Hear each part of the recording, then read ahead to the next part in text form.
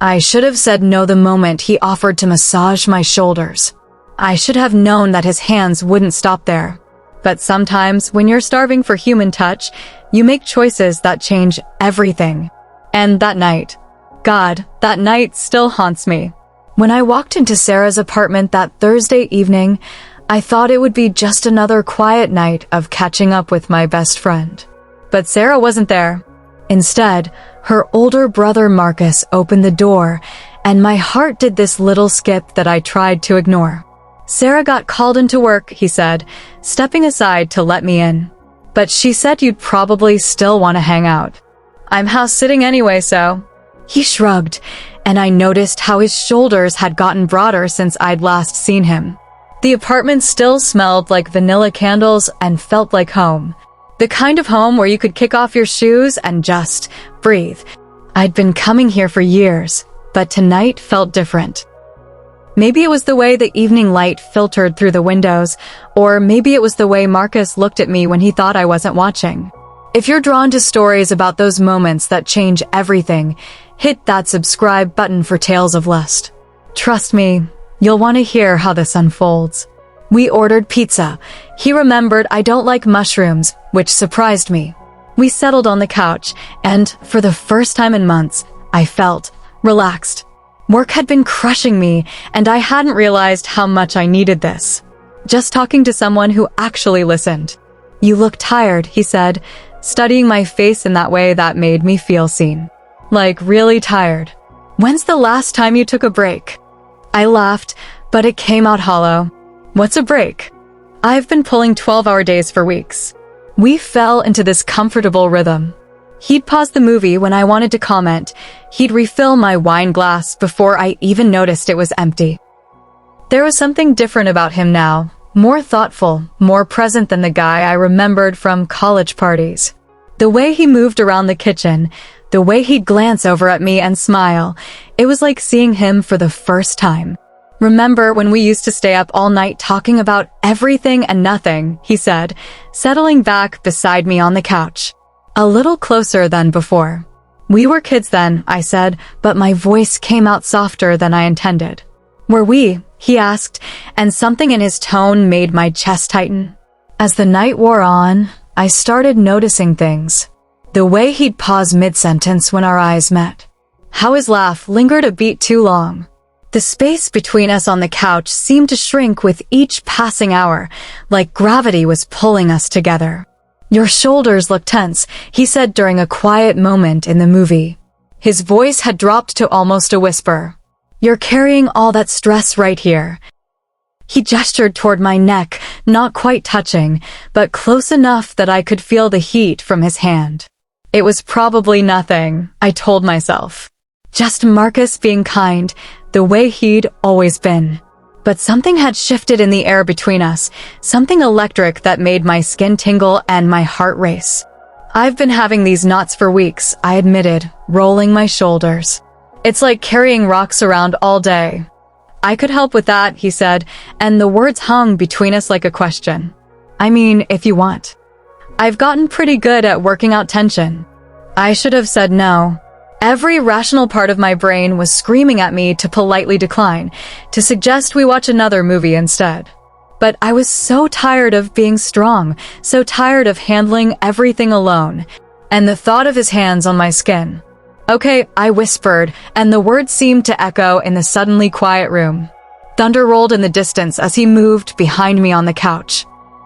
Just relax, he said, his voice gentle but husky. Let me take care of you. His hands found my shoulders, and at first, it was innocent. Professional, even. He worked at the knots with practiced fingers, and I melted into his touch despite myself. I hadn't realized how much I'd missed being touched, being cared for. Better, he asked, his breath warm against my ear. Was all I could manage. My eyes had drifted closed, and I was lost in the sensation of his strong hands working away months of tension. But then something changed. His touch became softer, more exploratory. His hands began to drift lower, tracing the curve of my shoulder blades, following the line of my spine. This wasn't a massage anymore. This was something else entirely. Marcus, I breathed, but I didn't pull away. I couldn't. My body was betraying every logical thought in my head. Tell me to stop, he whispered, his lips so close to my ear that I could feel them move. Tell me to stop, and I will. But I didn't say stop. God help me, I didn't say anything at all. His hands continued their journey, and I felt like I was drowning in sensation. Every touch sent electricity through my body, waking up parts of me that had been asleep for so long. But underneath the desire was this crushing weight of guilt and confusion. This was Marcus, Sarah's brother. Someone I'd known for years, someone who was supposed to be safe, familiar. What were we doing? I can't stop thinking about you, he whispered, his voice rough with emotion. I've been trying to ignore it, but his hands stilled on my back. You feel it too, don't you? I opened my eyes, staring at the storm clouds gathering outside the window. The rain had started, soft at first, then harder, drumming against the glass like it was trying to get in.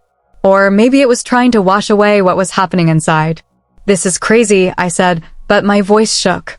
I know, he said, but crazy doesn't make it less real. I turned to face him, and the look in his eyes nearly undid me. Want and tenderness and something deeper, something that had been building between us for longer than either of us wanted to admit. The power flickered and went out, plunging us into darkness broken only by the candles Sarah kept on the coffee table. Marcus lit them with shaking hands, and in that flickering light, all our carefully constructed walls came tumbling down. I think about you more than I should, he said, his voice barely above a whisper. I think about what it would be like to. He stopped, shaking his head. I shouldn't be saying this. But you are, I said, moving closer to him on the couch. And I'm not running away. The words I'd been holding back came tumbling out. I think about it too. I think about you. And I know it's wrong, I know it's complicated, but it feels more right than anything has in years, he finished. The storm outside seemed to mirror the chaos in my chest.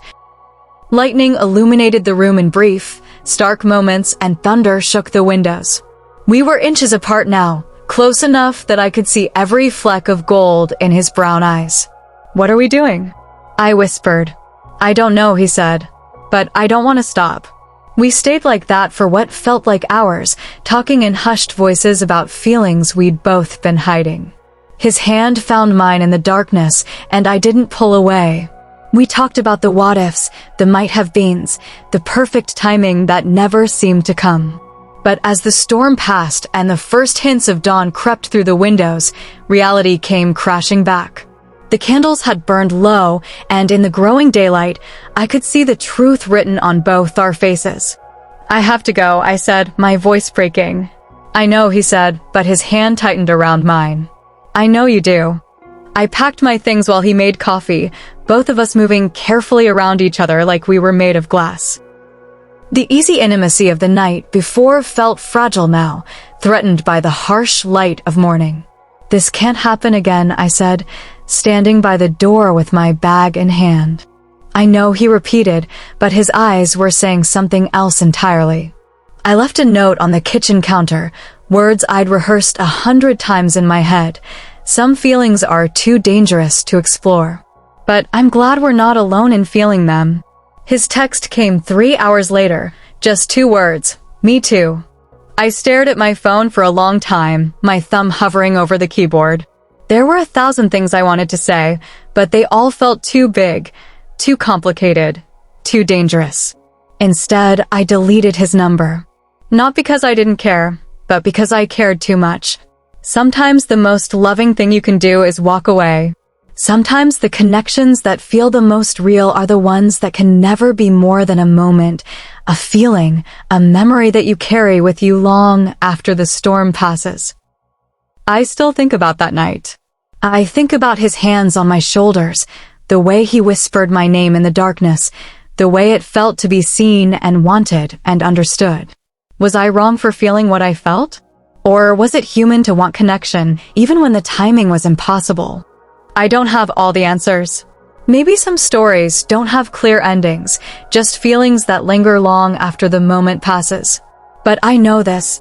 Sometimes the heart wants what it can't have, and maybe that's what makes it so powerful, so unforgettable. What would you have done? Let me know in the comments below. And if this story stirred something in you, subscribe to Tales of Lust for more stories about those moments that test who we really are. Until next time, some secrets are worth keeping and some feelings are worth remembering, even when they can never be anything more.